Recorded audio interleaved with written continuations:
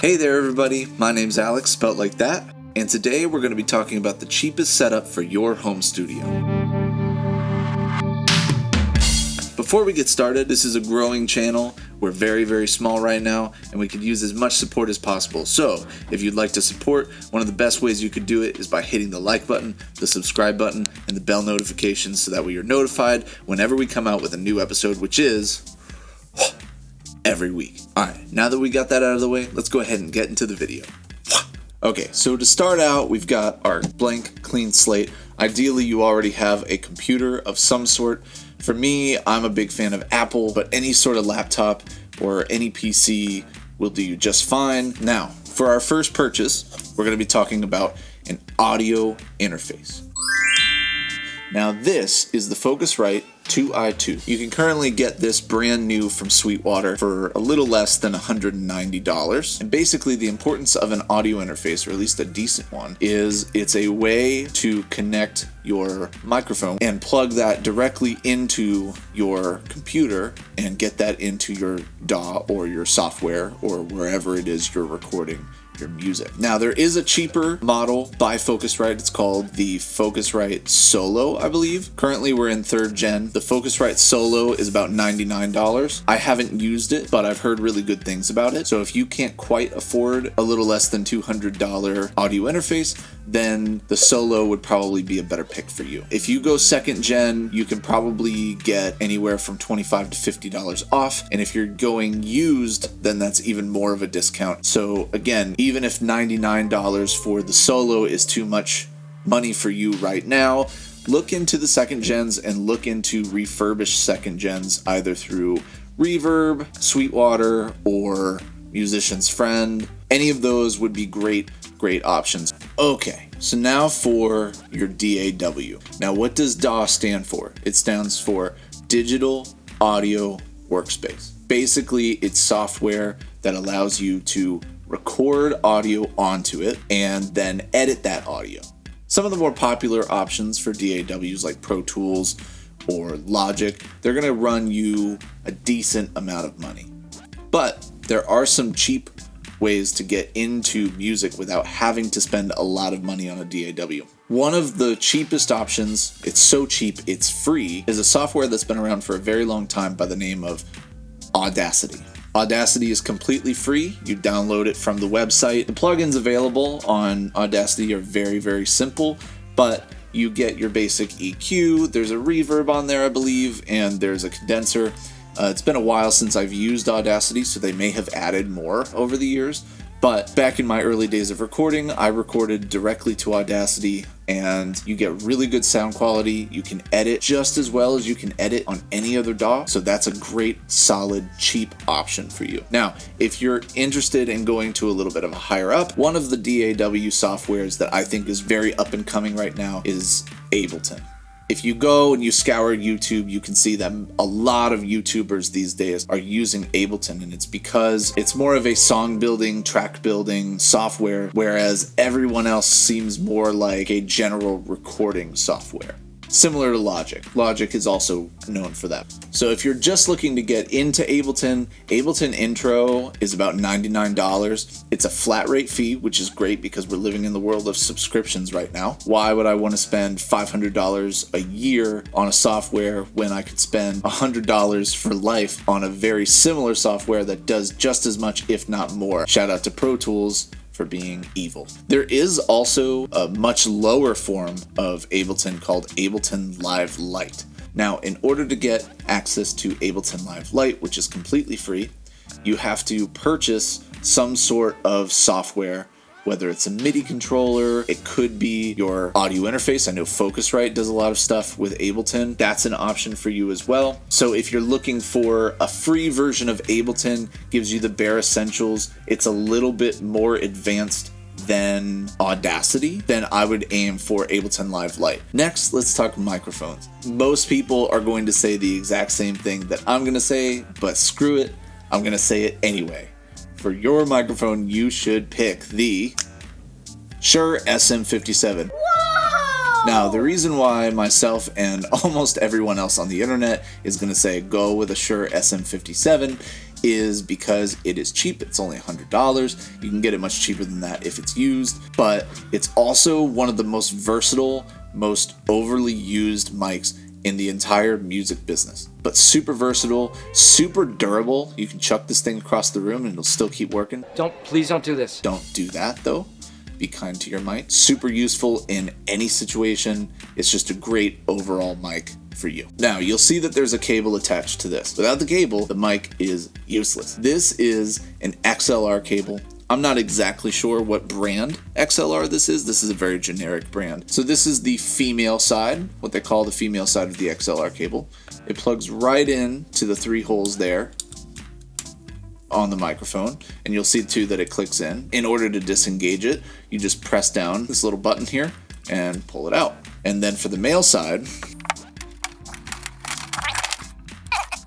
you've got these 3 little prongs that are hanging out. Now, the way XLR cables work is the more expensive, generally, the higher quality, and the higher quality, the better the sound. Now, you can buy into that ideology if you want to. I have not noticed a massive difference. Generally, I notice that the sound is cleaner and your mic cables last longer when you buy the more expensive ones. But if you're trying to do this on a budget, then you don't need to go expensive. The cheapest XLR cables I found are the Amazon Basics.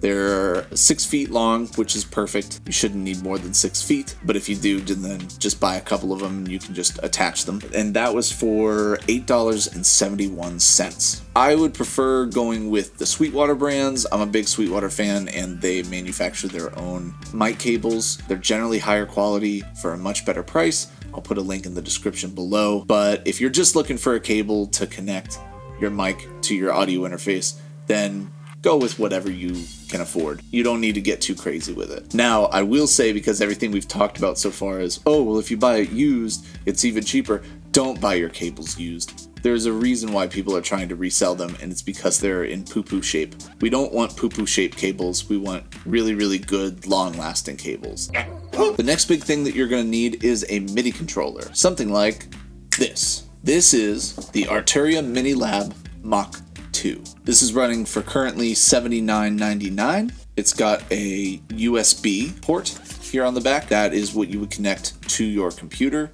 It has a spot for a sustain pedal, but you don't really need that. And that's it. It's got 1, 2, 3, 4, 5, 6, 7, 8, 9, 10, 11. It's got 25 keys. You can use these knobs and these faders here to control Ableton itself. You've got octave pads, so if you're trying to play something lower than middle C, you can just press an octave down. If you want to play higher, you can press octave up. But one of the things that I really like about this is it comes with these 8 pads for beat pad work. So you have a control panel here, that's great. You've got beat pads here, that's fantastic. But then you also have keys for your melodies and stuff like that. Now again, there are cheaper models out there, but this is going to be the cheapest model MIDI controller that's nice, small, lightweight, compact, and has everything that you could possibly need for making music in the future. This was the MIDI controller I used to write my first album, Intermission, which you can listen to on all of the major streaming service platforms. I'm going to leave a link in the description below so that you can go and listen to that if you want to. Make sure that you listen to my newer stuff too, because it's much better. Now, for the last item on the list, this is more of an optional item. I don't think that you really need this to make music, but I do think you need it if you want to make sure that your quality is really good. This item is a pair of headphones. These specifically are the Sennheiser HD 280 Pros. These headphones are really good. They're nice and comfortable. They're very flexible. And they're pretty cheap. You can get them at Walmart right now for $99. That was the cheapest place I could find them. All the other places online were a little bit sketchy, but $99 is really good for a pair of headphones. Obviously, you could do different headphones, or you could just not do any headphones at all.